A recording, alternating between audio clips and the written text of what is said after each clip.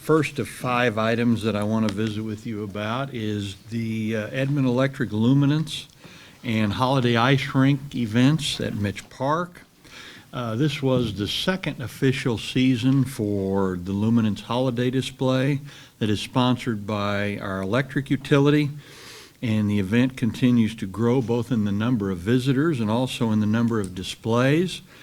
Luminance this year ran from November 23rd through January 5th, and the kickoff event featured a popular new addition known as the Merry Marketplace, which included food trucks, pop-up shops, crafts, etc., along with the actual lighting of the park. The estimated attendance for Luminance this year was about 35,000 people, and there were over 50,000 engagements through our social media, in this case Facebook, promotions. The number of displays was expanded to 30, and the goal is to expand those displays each and every year. Jessica Lyle is our point person on our staff for this great promotion, and there's also an advisory committee that meets throughout the year to help with planning and promotion as well. Express Ice and Dimitri Logatine just completed their 10th season of operating a holiday ice rink in Edmond, and the numbers are encouraging. The facility had 13,846 paid skaters this year. That's an increase of 37% from last year, and this is also the second consecutive season where they've seen a significant increase in their numbers.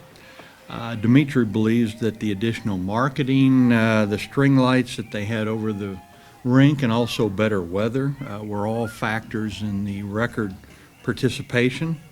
Many school groups and fundraisers also work with Express Ice in organizing special events at that facility. So very good news on both those events, very encouraging numbers as well. The second item is the Railroad Quiet Zone. And we have good news from the BNSF Railroad in moving this project forward. A construction crew is now arriving to start work on all 11 Edmond crossings, and they hope to complete the signalization upgrades by the end of April. 6 new communication huts have been delivered, and they've been stored for installation throughout the Edmond corridor. The median improvements are the city's responsibility, and this work should start in March, and we believe the project should be completed by the first half of the summer months. So very good news that we're moving forward with that. And just as a reminder, the total estimated cost is about $3.5 million. That is entirely the city's responsibility, and the funding will come from the 2000 capital improvement sales tax. The third item is the expansion of Gracelawn Cemetery.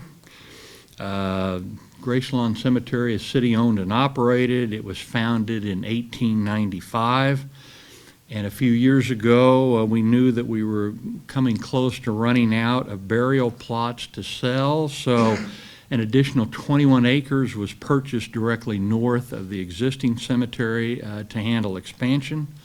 This expansion piece will cover 7 of those acres and provide about 25 years of inventory.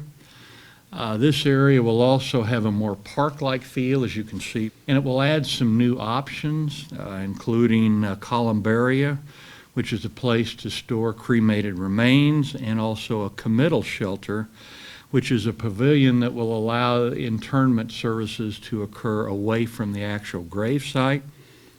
The project design is now complete, and it should be advertised for bids in the very near future, probably in the next few weeks. We anticipate construction will take up to 12 months to get this accomplished, but as we get closer to the end of construction, we will begin selling plots and niches in the new area. The estimated cost of the project is $3.3 million, and the funding will come from our 2017 capital improvement sales tax. The fourth item is the Koval Widening from Fairfax to Griffin. And actually, this is moved a little quicker than I even indicated in my note to you on Friday. This is a 4-laning project. I indicated it would be advertised for bids this week. It's already been advertised for bids. That occurred on January the 18th, and the bid opening will be on February 11th. We anticipate construction starting this spring, and it probably will take up to 12 months to get that project completed. And the last item is an update on sales and use taxes. We're now through the first 7 months of the fiscal year, and our numbers continue to reflect a strong sales and use tax collections, but the numbers also do reflect some slight decreases from the previous month. As an example, year-to-date sales tax collections are a healthy 6.75% above last year, but down slightly from the 7.5% cumulative total that we had a month ago. Similarly, use tax revenue for the year is up almost 16%, but down slightly from the 20% total that we had a month ago. And these collections have also declined from the previous year, now 2 of the last 3 months that we've seen. And you might remember we talked a little bit about the rationale for that a few months ago, so we're not surprised by that. Year-to-date, combined sales and use tax collections are up a little over 8.5% from a year ago, but again, slightly down from the 10% total of a month ago. However, I think it's important for us to remember that both of these tax revenues remain extremely healthy and significantly above our budget projections, and those are 2% growth for sales tax and a 5% growth for use tax.